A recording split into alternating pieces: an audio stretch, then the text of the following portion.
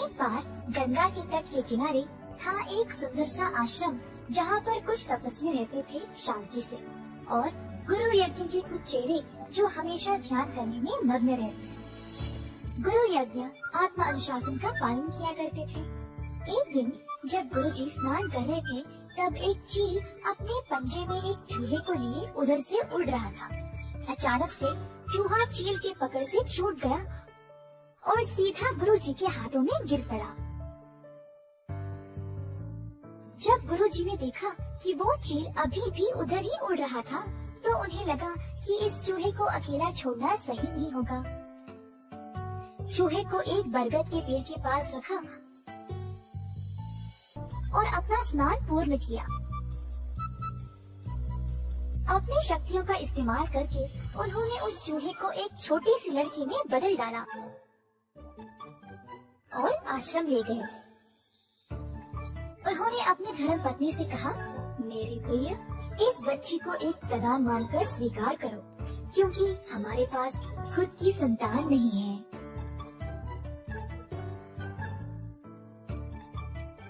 तो छोटी लड़की आश्रम में रहने लगी गुरुजी के ख्याल।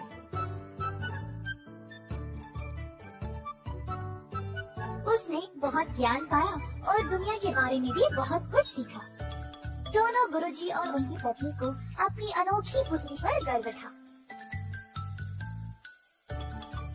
एक दिन गुरुजी ने ध्यान दिया कि अब उनकी बेटी विवाह के लायक हो चुकी थी। अब क्योंकि वह खुद अनोखी थी, उनको लगा कि उसके लिए कोई अनोखा सहभागी चुनना चाहिए। अगली सुबह अपनी शक्तियों का उपयोग करके गुरुजी ने सूर्य भगवान को बुलाया और कहा, कृपया मेरी पुत्री से विवाह करें। अगर इसकी मर्जी है तो मेरी इच्छा है कि आप इसकी सहभागी बने।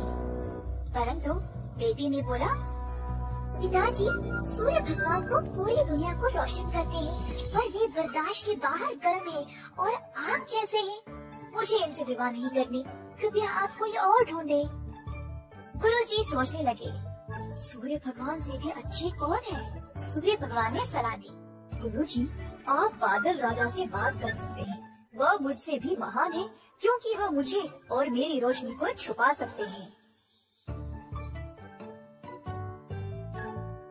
तो गुरुजी ने अब बादल राजा को बुलाया और कहा, अगर मेरी पुत्री की इच्छा है तो आप कृपया उसका हाथ विवाह में स्वीकार करें।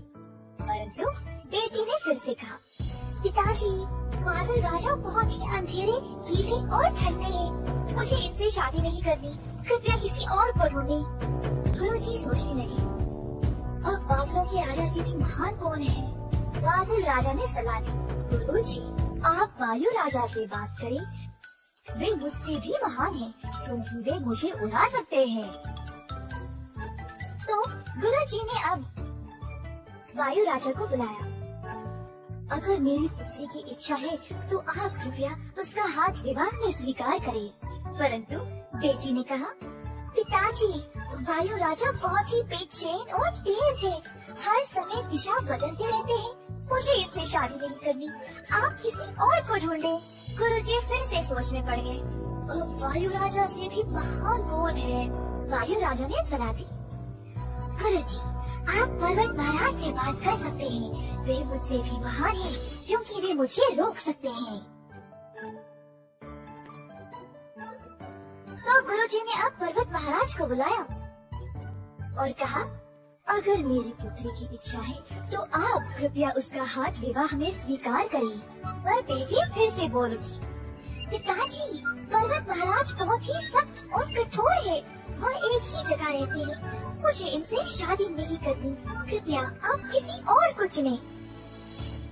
गुरुजी सोचने लगे, अब पर्वत महाराज से भी महान कौन है? पर्वत महाराज ने सलाह दी, क्यों न आप चूहे के राजा से बात करें। वह मुझसे भी महान है, क्योंकि वे मुझमें भी छेद बना सकते हैं।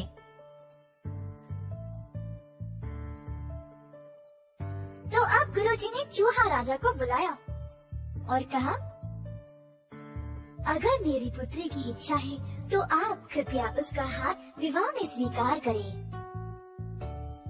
जब बेटी चूहे राजा से मिली तो वह बहुत प्रसन्न हो गई और शर्माते हुए अपनी रजामंदी दे दी। अंत में गुरुजी अपनी शक्तियों का उपयोग करके अपनी बेटी को वापस एक सुंदर चूड़ी में बदल डाला, ताकि वह अपने विवाहिक कर्तव्यों को निभा सके। अंततः गुरुजी की बेटी का विवाह हो गया। किसी ने सही कहा था, जो जन्मजात है वह कभी नहीं बदल सकता।